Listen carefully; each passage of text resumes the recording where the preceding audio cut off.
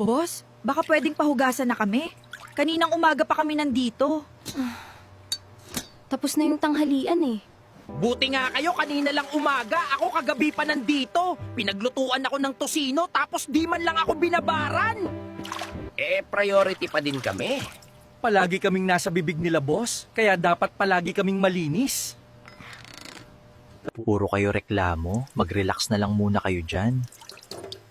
Pag wala naman na silang magamit, huhugasan din nila tayo. Palibasa gawa ka sa porselana kaya chillax ka lang dyan. Madali lang tanggalin yung mga dumikit na kanin sa'yo.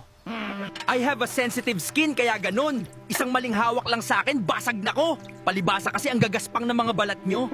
Araray ko! Ang sakit naman nun!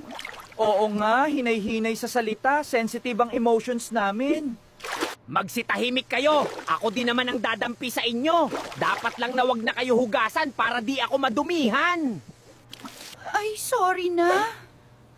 Nagalit na si SpongeBob. Oo nga tahimik na lang kasi tayo.